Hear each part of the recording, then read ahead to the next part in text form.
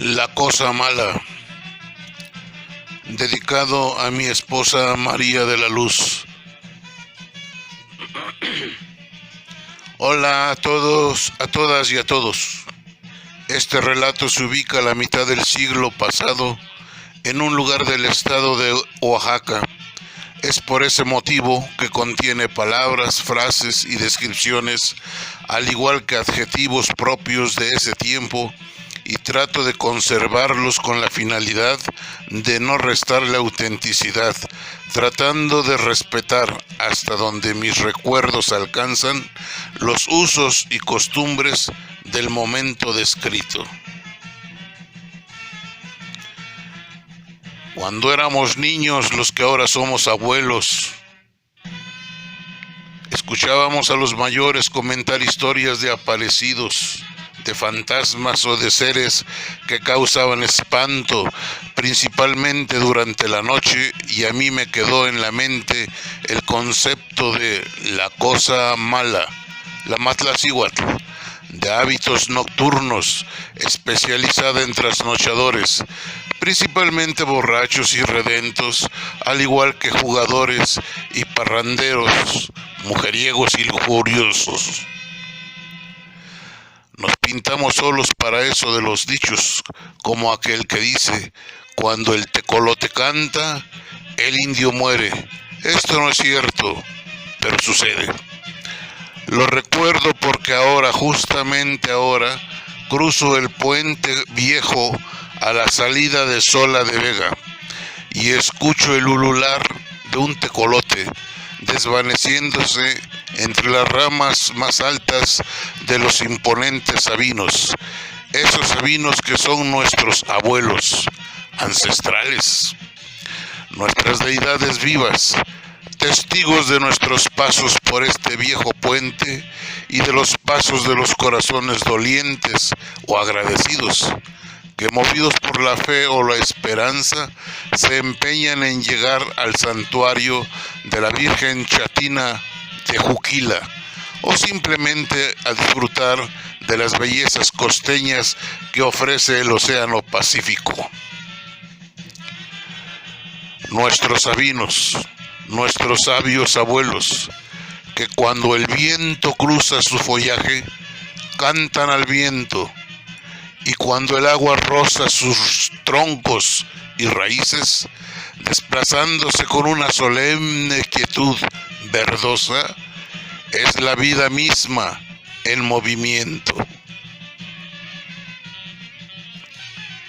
De igual manera, nuestros sabinos resisten el empuje del agua del río cuando en tiempo de lluvia su caudal aumenta y nos impone respeto con los bramidos de sus fuertes corrientes del color de la tierra que arrastra en su cauce con todo lo que se le cruce. Esas fuertes corrientes, antes de llegar al puente, se estrellan con el fuerte muro que le marca la misma naturaleza de manera tajante de que hasta ahí debe de llegar, porque a partir de ahí comienza el terreno escarpado de la sierra y tiene que desviarse de manera abrupta y repentina para continuar su zigzagueante recorrido a su izquierda, pasando por abajo del antiguo puente sobre el que estoy parado ahora. Es el agua de nuestro río, de la forma que sea, que se derrama en húmedas bendiciones, nutriendo nuestro suelo como pecho materno. Pero en las noches como esta, el pausado, lúgubre, sabio y agorero ulular del tecolote se impone a la sinfonía nocturna de la naturaleza, inquietando el descanso de los opilotes en sus ramas, que agitan sus alas y provocan el ladrido de los perros.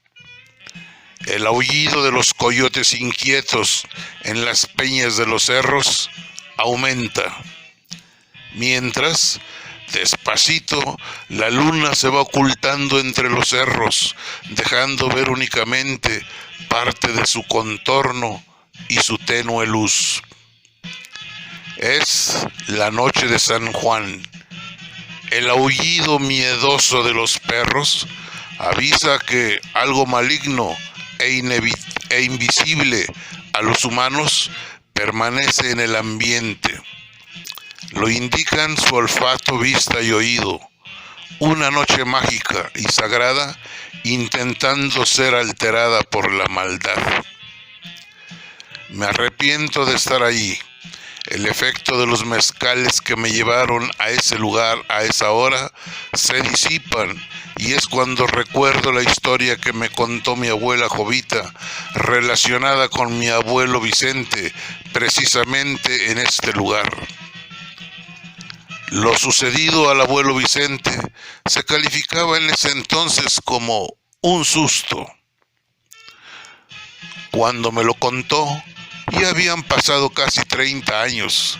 Se puso triste, pues no era fácil olvidar la facilidad de su marido Vicente para relacionarse con otras mujeres y lograr casi siempre sus atenciones, como tampoco le era fácil olvidar las largas y pesadas noches esperándolo en el jacal, siempre echándole más leña al brasero para mantenerlo caliente y mantener calientes a los muchitos que se revolvían inquietos en los petates cuando sentían el aire frío que les entraba por los huecos que quedaban entre los carrizos que le servían de pared al jacal. Y algunas noches sus veladas terminaban después de que el petróleo de su candil se agotaba y de las rajas de ocote solo quedaba el olor a su resina quemada, su pringue, y al primer canto del gallo de plano se levantaba, y de su marido Vicente, nada. La abuela Jovita nunca se expresó mal de su marido. Cuando hablaba de él, lo hacía con respeto y a veces con admiración, reconociendo que tenía la mano pesada cuando de pegarle por cualquier motivo se tratara. Reconocía que era un hombre violento, comenzando con ella y de ahí en adelante. Un hombre a su medida, bragado igual que ella, y tanto que cuando él se dio cuenta de que dos lesnas no se podían picar, un día, amaneciendo, se levantó, agarró su machete, su cobija, su sombrero y un berbiquí. Despertó a su hijo Rufino y le entregó con palabras muy suaves la estafeta para cuidar de la familia. Le dijo que no iba a regresar y le dijo dónde buscarlo si quería. La abuela, sin moverse de su petate, se dio cuenta de todo. Fue la última vez que lo escuchó.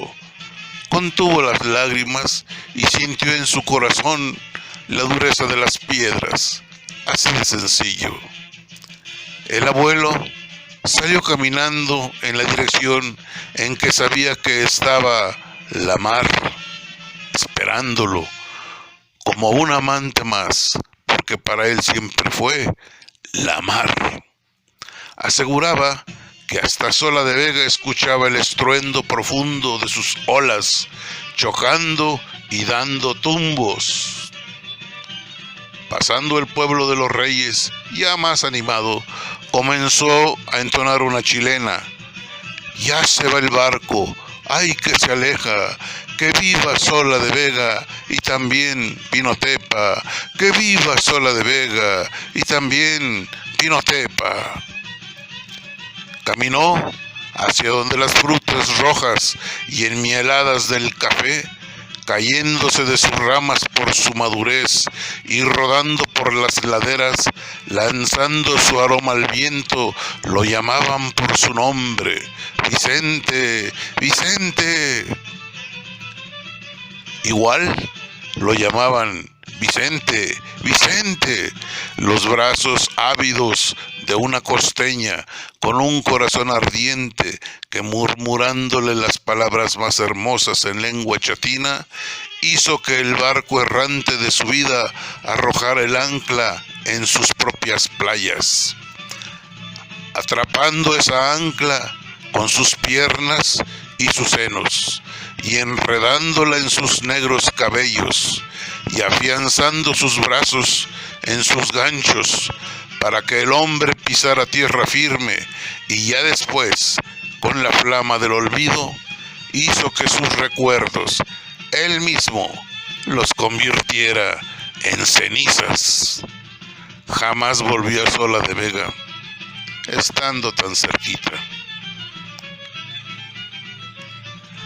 No necesitaba volver, porque al igual que su escapulario con la imagen de la Virgen del Carmen, que siempre lo llevaba colgado al cuello, a Sola de Vega siempre la llevó en su corazón.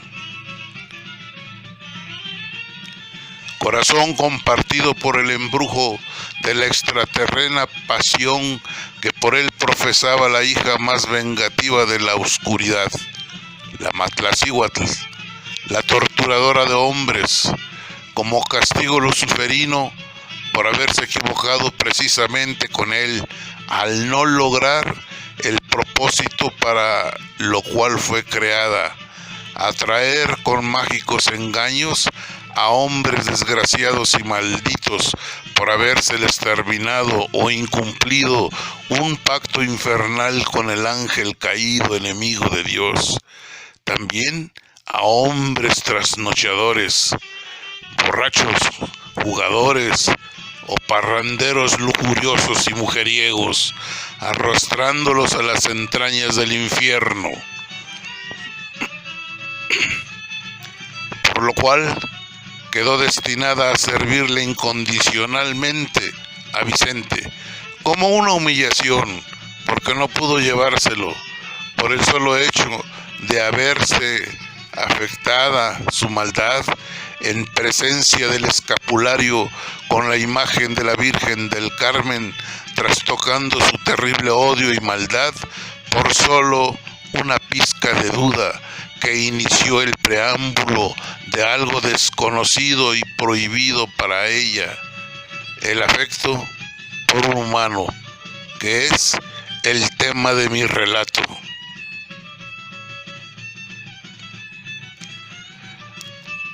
Vicente no era ignorante, sabía leer y escribir.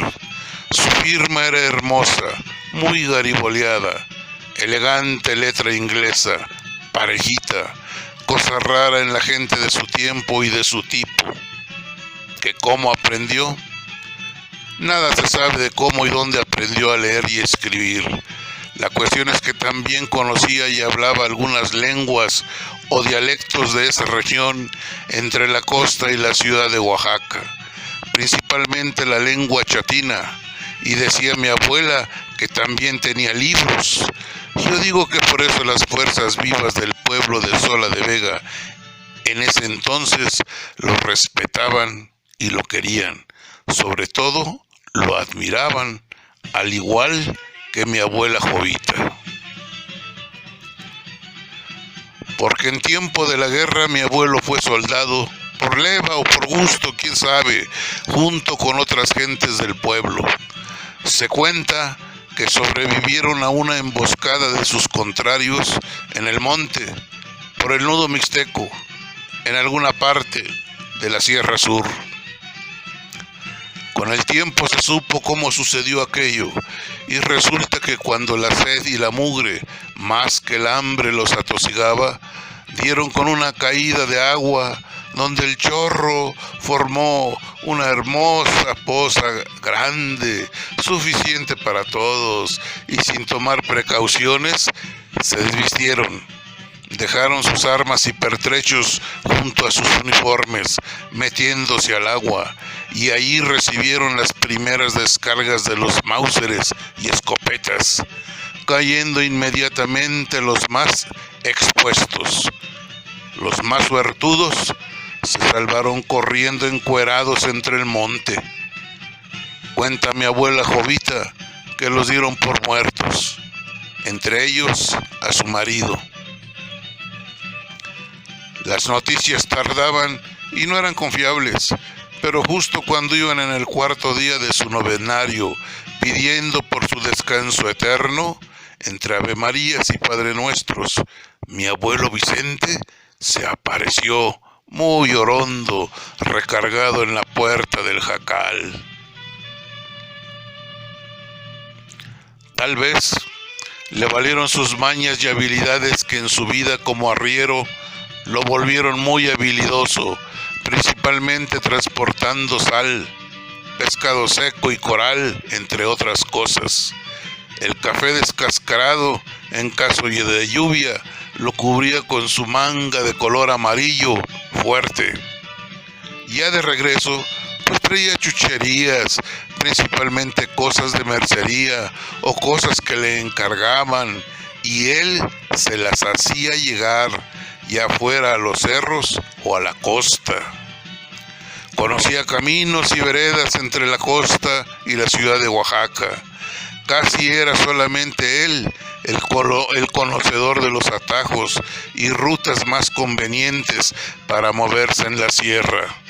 Los demás arrieros se juntaban y hacían sus recorridos acompañados y por caminos ya conocidos. Fue soldado, por lo que estaba acostumbrado a sufrir fatiga, hambre y enfermedad en la soledad de la sierra, en lo intrincado de las cumbres, por allá donde las nubes se miran desde arriba y no como estamos acostumbrados a mirarlas. Platicando en su pensamiento consigo mismo y con sus bestias, gritándoles improperios para sobrellevar su terquedad, a su manera y estilo, cosa que a los machos y a las mulas, con sus respectivas cargas, les interesaba poco o nada. Cuentan que casi siempre le gustaba viajar solo, se sentía más seguro así. Solo confiaba en sus machos y mulas, porque según se sabía, aparte de ser buenas para sortear caminos difíciles, pedregosos y angostos, y ser resistentes, tenían la facultad de ventear el peligro a buena distancia, ya fuera de humanos o de espíritus y entidades malignas, alertándolo inmediatamente porque cambiaban repentinamente su comportamiento las mulas y machos, negándose a seguir caminando o a bufar y a temblar. Vicente, al darse cuenta de esto, se alistaba para lo que viniera, ya fuera de día o de noche, encomendándose inmediatamente a la imagen de la Virgen del Carmen de su escapulario colgando de su cuello.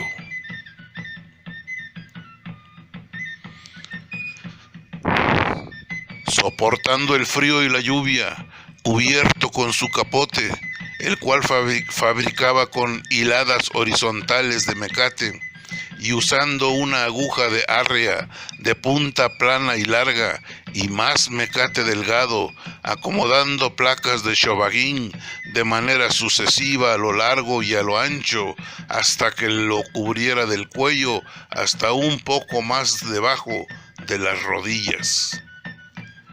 La fibra del chobaguín la sacaba en placas de la base de la palma que crece en lo más húmedo de la sierra y que no permite ser penetrada por el agua y guarda muy bien el calor corporal. Siempre traía un buen manojo de ramas de poleo, hierba de borracho, para hacer té, alternándolo las más de las veces con su garrafa de mezcal forrada con bejuco, o también agua que llevaba en su bule para pasarse los bocados de tostadas con frijoles que llevaba en su morral como lonche, aderezados con un puño de chiles verdes y sal. Solamente en algunas noches encendía lumbre y con precaución, para no delatar su posición por el humo a los amigos de lo ajeno, que merodeaban también la sierra para robar sus cargas a los arrieros, por lo cual Tampoco se hacía acompañar de perros, porque lo delataban con sus ladridos. Siempre se preocupaba por sus bestias y su carga. En ese sentido, se entendía que era un hombre de compromiso. Como dicen, primero está el trabajo. Tenía que ganarse la confianza de la gente, porque la mayoría eran comerciantes. El agua hace más pesado el capote, pero por dentro es maravillosamente cálido para su cuerpo. Me lo he imaginado con su sombrero negro de lana punteado, metido hasta las orejas, y sus pies resbalándose dentro de los guaraches de 3 agujeros, pie de gallo, atascándose en el lodo colorado de la montaña. Su machete encubertado con la correa cruzando su pecho y su cuchillo con mango de cacho, cuerno, en su funda de cuero, bien fajado a la cintura, sostenido por su ceñidor rojo, casi negro por el sudor, y encima su culebra, dentro de la cual en ese tiempo se acostumbraba a guardar el dinero en papel o moneda, al igual que el listado de las mercancías y sus destinatarios. Las culebras eran de piel y en sí eran fundas alargadas en forma de cinturón para fajárselas a la cintura. ¿Quién sabe desde cuándo dejaron de usarse? La culebra era cubierta por su camisola de tela cabeza de indio, igualmente roja, contrastando con su calzón blanco, bien amarrado a la cintura y a los tobillos con sus respectivas cintas. Eran tiempos difíciles y no podía faltarle una buena escopeta del 12 con su portafusil de cuero y una pistola Colt 38 especial con funda de piel y con cañón de 6 pulgadas, con cacha de cuerno de alce, como las fabricaban los gringos entonces, y unos 30 cartuchos para cada arma, envueltos en un paliacate rojo dentro de su colorida red de buche, terciada sobre su espalda a la bandolera. Y en caso de lluvia, cubría armas y cartuchos con hojas de platanar o de taraguntín, incluyendo su capote y sus mangas de hule. Para algo le habría de servir el haber sido militar. Tenía técnica, imaginación y disciplina para sobrevivir. Vicente comía de todo, contaba la gente, entre ellas mi abuela. Dicen que comía armadillo, culebras, huilotas, iguanas, ranas, chapulines, chicatanas, algunos tipos de gusanos y hierbas que él conocía. Cazar un venado era bueno y no tanto, porque no se lo terminaba de comer, y transportándolo duraba poco, pues se comenzaba a descomponer. Aprendió a comer y a sufrir en la sierra y a gozar la cercanía de un bracero cuando cruzaba un caserío o pueblo. Apreciaba la comida de Sola de Vega, eso sí, hecha con los sabores y aromas de esta tierra, sobre todo de la hierba santa, el epazote, el orégano y el comino, y los moles, que eran combinaciones de distintos chiles, pero que en Sola les sabían diferentes, más sabrosos. Le gustaba el improvisado chirriagua, con su aroma hierbabuena, miltomate y sus chiles tusta. Los coloridos nanacates, hongos casi del tamaño de una de nuestras tortillas, cocinados en mole amarillo y que según mi abuela, nada más les faltaba un grado para hacer carne. Los tacos con chapulines doraditos en el comal de barro, bien purgados para que no amargaran. las tortillas tlayudas con frijoles negros y flores amarillas de rositas, hierba de conejo o trozos en forma de estrella de nopal tierno llamado organito, y su pedazo de tasajo de res, y cuando podía, unas 2 bolitas de chorizo condimentado al estilo del lugar, con ese sabor que nos llega al alma más que a la cabeza, aunque lo comencemos a degustar primero por la nariz. Le apasionaba comer junto con sus frijolitos negros, canutos de hierba santa, pelándolos de su cáscara exterior. Les sabían picositos y muy sabrosos. Un caldo de guías de calabaza con todo lo que lleva, lo olía, lo probaba y lo comía con gusto. Una taza con chocolate bien batido con el molinillo, con su copete de espuma, oliendo a cacao y canela, acompañado con su pan de yema o amarillo, no lo perdonaba. Pero más bueno era para deleitarse con el aroma y el sabor de los mezcales que le quemaban la garganta, sus venas y sus pensamientos. Le gustaba el mezcal y prefería beberlo directamente en los palenques, improvisando un buen canuto de carrizo para tomárselo de un jalón, acompañado de su roja sal de gusano. Le maravillaba el goteo cristalino y humeante del mezcal en la boca de los cántaros de barro negro, anidados sobre montones de rastrojo, y respirar el aire que se llevaba el aroma del maguey tobalá, y el murmullo del agua pasando por los canales para enfriar el producto. Todo eso le gustaba, y a la par, las mujeres, solteras o no, de las cuales, igual que el mezcal, comenzaban a gustarle por su aroma a campo, a río, a las primeras lluvias cuando mojan la tierra, y esa esencia exquisita de la naturaleza de su cuerpo, que despide cuando se sabe deseada, admirada, amada y enamorada.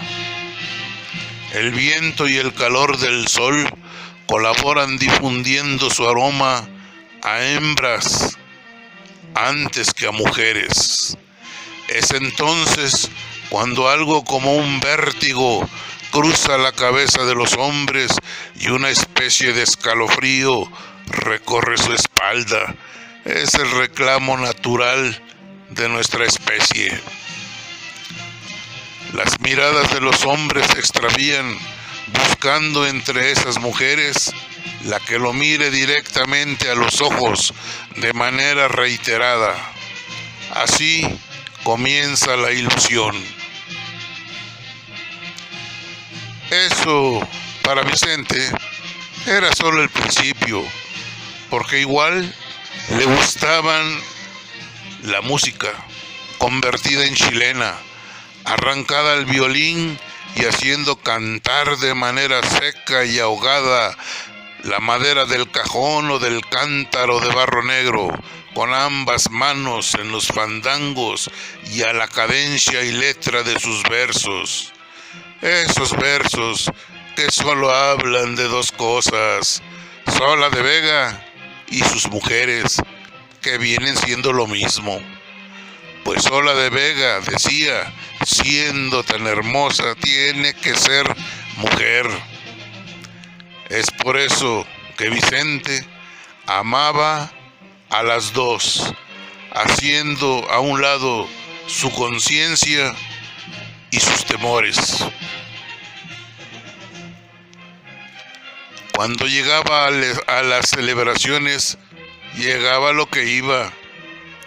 Arránquense con la marciana, la Úrsula, arrincónamela, y rematan con el panadero, les gritaba a los músicos de la banda solteca, entrando a bailar, dando una vuelta, acomodándose su sombrero y uno de sus brazos ceremoniosamente acomodado en su espalda a la altura de su cintura y con el otro sosteniendo su vaso con tepache, levantando polvo con sus guaraches de pie de gallo.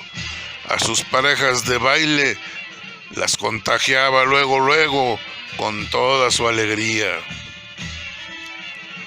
La misma pasión ponía cuando en el corral hecho de troncos, en la fiesta del patrono San Miguel Arcángel, se les trepaba a los toros, afianzando sus manos debajo de la reata, que servía de apretado valentón, y metiendo las gasas del mecate entre los dedos de sus pies descalzos, apretaba con sus piernas las costillas del animal.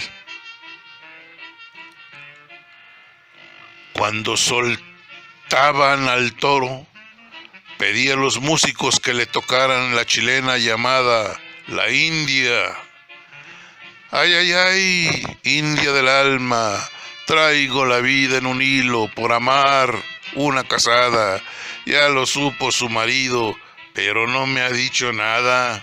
No sé si lo hará de miedo mi alma o me la tendrá guardada. El olor y sudor de la bestia, ya excitada y aventando reparos para todos lados, se revolvía con el olor y sudor animal de su propio cuerpo.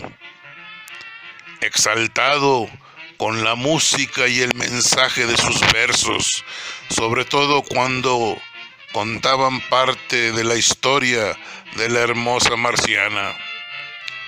Les fui a pedir a Marciana y no me la quisieron dar.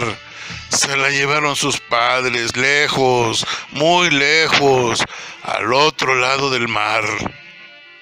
Se comprendía que su pensamiento siempre estuvo pegadito al mar y a la sierra. A un hombre así, ¿qué puede inquietarle de la vida? ¿Qué puede causarle miedo?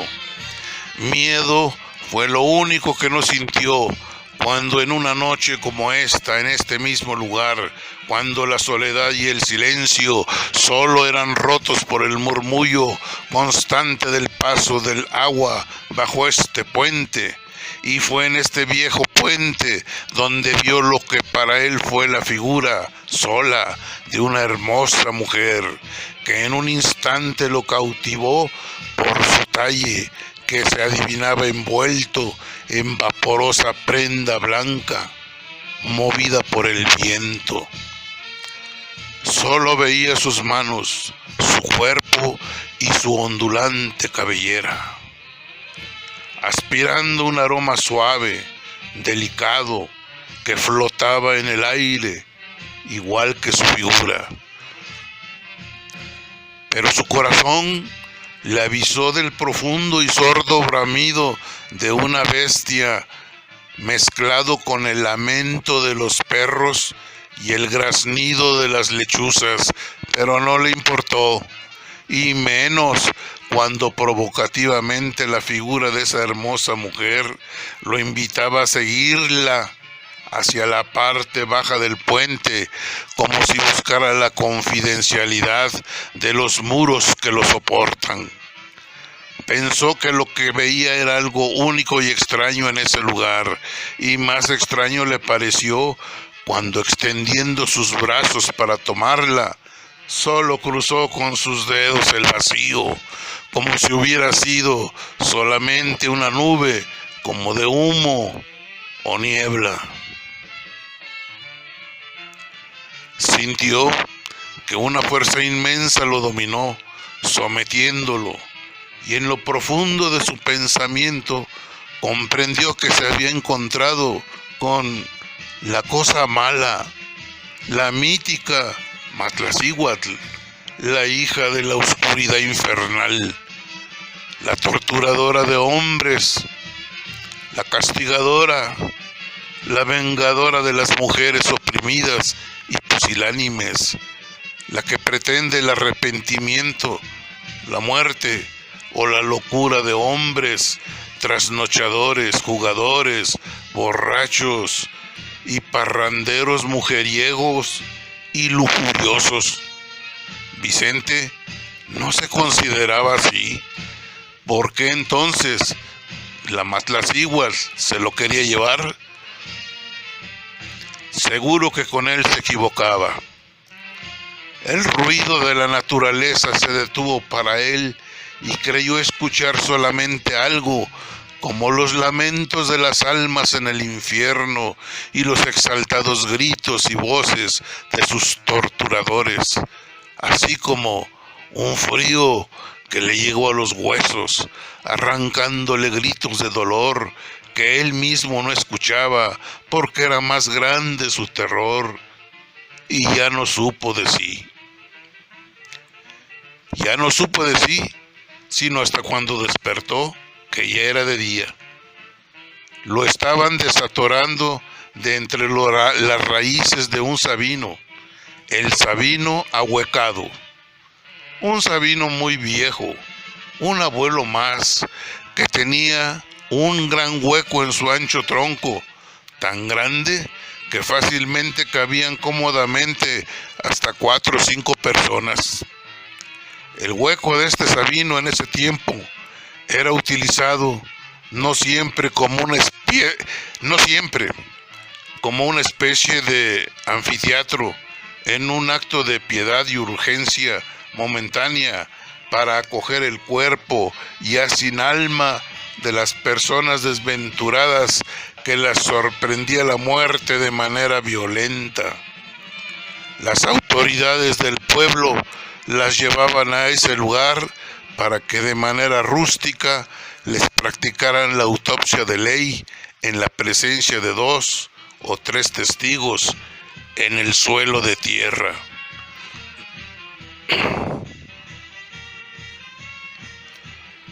Si acaso sobre un petate usado, maloliente, igual que el hueco del árbol, apestando a excremento humano, pues también ese hueco en el árbol cobijaba de las miradas indiscretas a las personas que al paso del camino defecaban en el lugar. Claro, en ese tiempo. Dicen que ahora ya se encuentra protegido por un alambrado. El sabino ahuecado se encuentra casi en la curva que hace el río hacia su lado derecho del lado del barrio de Santa Anita, y fue ahí donde encontraron a Vicente. Estaba arañado, golpeado, su ropa desgarrada, sin guaraches, sin sombrero, sin su machete. Se sentía vacío por dentro y por fuera no era consciente de su cuerpo. Hablaba incoherencias y se refugiaba asustado en el hueco del sabino. Todos coincidían en que había quedado loco, pues pronunciaba asustado el nombre de la Matlacíhuatl. Después caviló que solo pudo salvarlo de la cosa mala su escapulario con la imagen de la Virgen del Carmen que siempre traía. De lo que no pudo salvarlo fue de los regaños y reclamos de mi abuela Jovita, a quien le quedó más que claro que la conducta de su marido la ponía en entredicho y la exponía a los chismes de la gente del pueblo, y era cuando el apellido Morales se le subía a la cabeza, levantando más de lo acostumbrado la cara al caminar, con paso firme, con su rebozo negro de puntitos blancos, cruzándolo en su pecho, quedando las puntas en su espalda como si fueran cananas. Se ponía bonita, aceitando su cabello y haciéndose 2 trenzas con listones de color discreto en las puntas. Su blusa blanca, con bordados muy suyos, se ajustaba a su soyate de palma a la cintura y se ponía sus faldas de colores vivos como el verde y el rojo. Me gustaba verle puesta su falda del color de la bugambilia morada y el ruido que hacía su refajo almidonado cuando caminaba. Cuando pasaba por el río, metía sus pies desnudos al agua y se los lavaba, restregándolos uno contra otro, para que no se murmurara de ella como una mujer descuidada.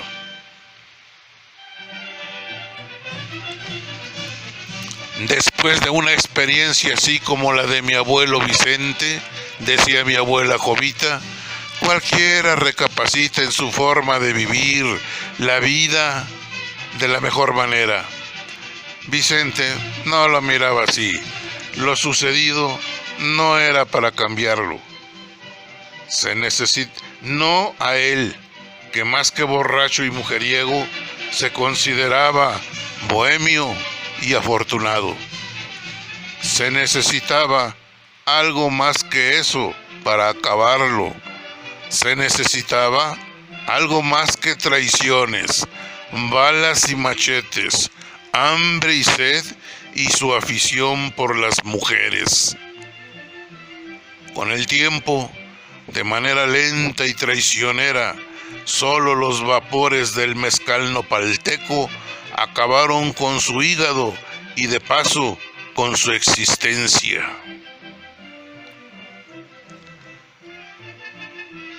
Probablemente, digo yo, para complementar su paso por esta vida, a Vicente le faltaba conocer aquello que se le reserva solo a los valientes, a los que se atreven a enfrentar al mal despedazándolo con su machete trozo por trozo, cual San Miguel Arcángel, sin hacer ninguna diferencia con el bien, al cual también cuando se ofrecía, lo retaba a no ser un obstáculo para sus propósitos. Conocer el placer más allá, pero mucho más allá de como es conocido en este mundo, era su nuevo capricho.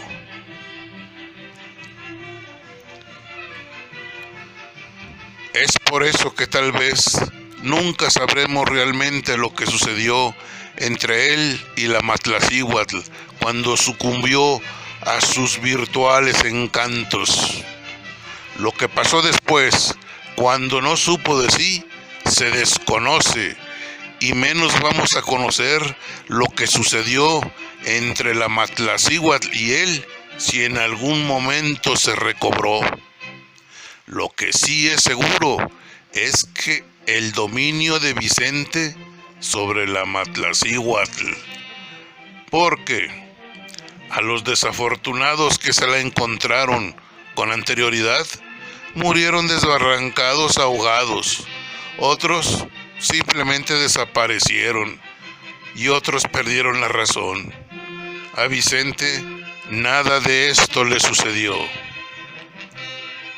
Pensándolo bien, recapacitándolo, puede ser solo un secreto de dos únicamente: el sometimiento del monstruo a la voluntad de Vicente. Porque por más que se le preguntaban detalles de ese suceso, nunca platicó nada. Entornaba sus ojos risueños, sonreía y se sumía en sus recuerdos. Dicen que siempre fue así. Se bajaba su sombrero negro de lana punteado, cubriéndose la cara y cerrando los ojos como si se fuera a dormir. Y sonriendo se recostaba en su hamaca preferida, la colorina, la única que conocía su secreto, pues periódicamente decían, cuando las lechuzas cruzaban volando y chillando en la quietud de la noche, los perros y coyotes se inquietaban y el viento callaba de repente y la luna se escondía entre los nubarrones y los cerros. solo se sentía la angustia de la naturaleza trastornada.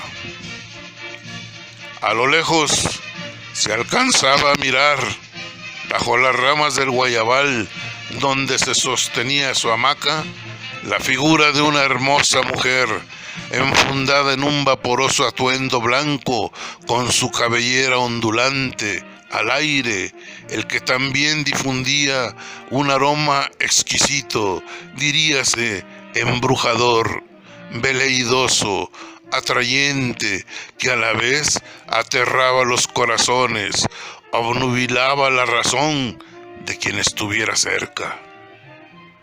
Claramente se veía a la Matlacíhuatl acompañándolo, juntitos, pegaditos y meciéndose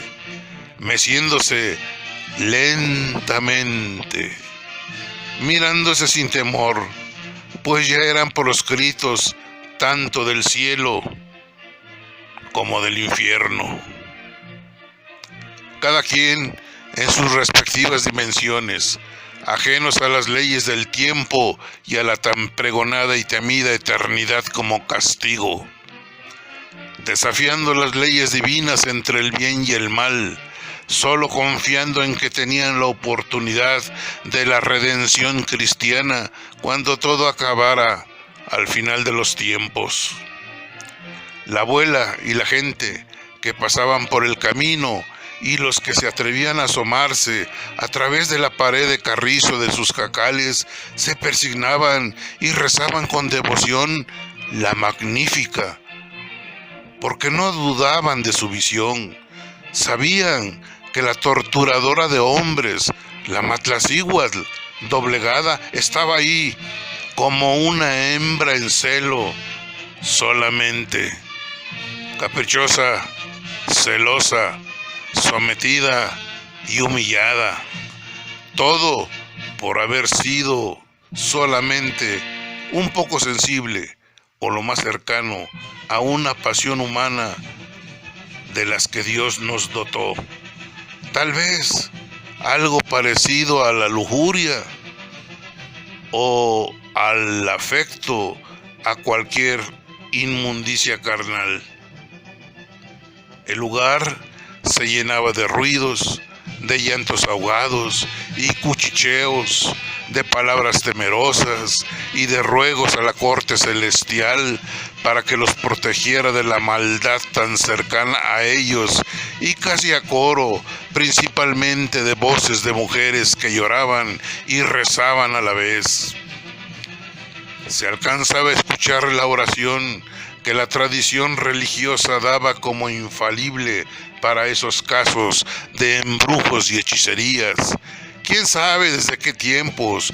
Pues Sola de Vega, dicen los que conocen su historia antigua, originalmente tenía algo así como 13 deidades para asegurar su bienestar.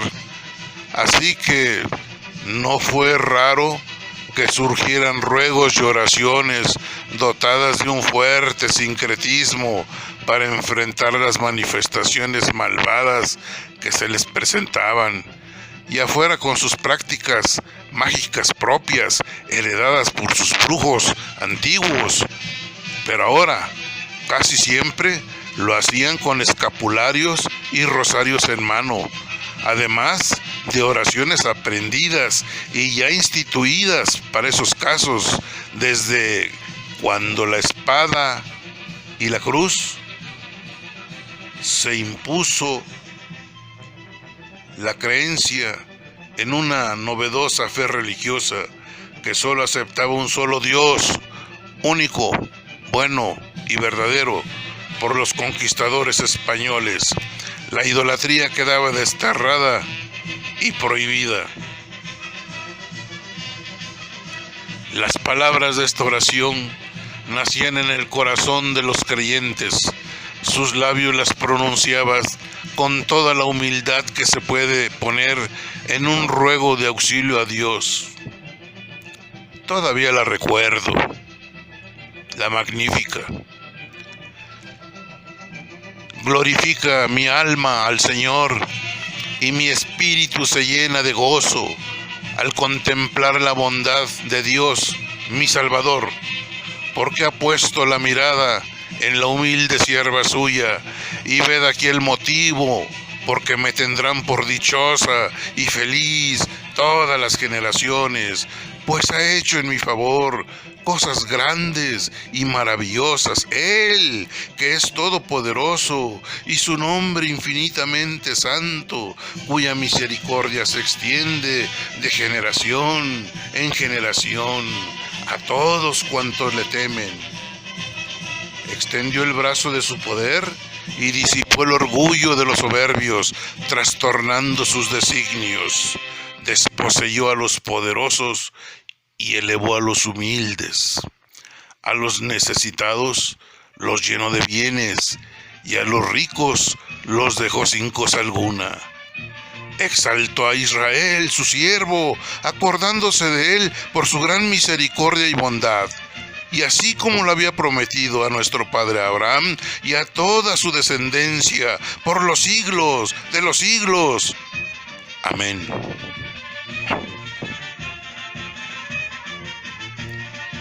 Y la oración se repetía una y otra vez, ya que la noche se hacía larga, eterna y agotadora, hasta que el embrujo terminaba ya fuera por los ruegos o porque la oportunidad de la Matlacíhuatl se le terminaba.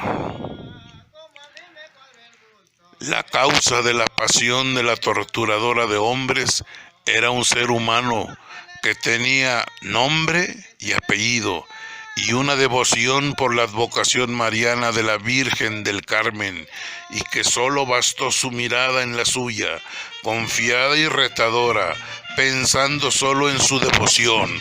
Esto fue suficiente para quedar anulada en su infernal tarea y pasar a un estado de esclavitud y humillación que, según se desprende de lo arriba descrito, no le disgustaba nadita.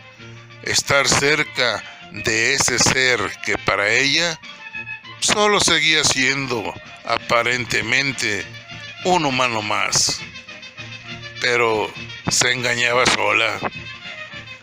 La única realidad es que, además de ser solo un hombre, al final era su hombre. Siguieron los mismos sucesos, algunas noches más, tenebrosas, marcadas por el horror que causaban. Pasaron los días, los meses y largos años, y la cosa mala ya no volvió. Se piensa que tal vez siguió a Vicente hasta el Cerro del Ocote, donde se encuentra Sinaí, la finca cafetalera donde vivía y trabajaba, allá por Nopala, por Juquila, o a donde se encontrara. A lo mejor le levantaron su luciferino castigo a la Matlacíhuatl y anda entre la oscuridad de otras tierras, seguida del ulular de los tecolotes y de los graznidos de las lechuzas, y el aullido de los coyotes y el ladrido lastimero de los perros, principalmente en noches de luna llena, buscando hombres malditos a los que ya se les terminó su pacto con el ángel malo, el enemigo de Dios, y ahora solamente son sus víctimas, hombres de mal vivir, para los cuales ninguna ley tiene ya ningún valor, hombres borrachos, trasnochadores, jugadores y mujeriegos, para los cuales solo cuenta la dulce vida. ¿Quién sabe? ¿Quién sabe? Sépalo Dios, se decía entonces por esos rumbos. Sépalo solamente Dios lo sucedido. Final de este relato. Autor, tu amigo René Robles.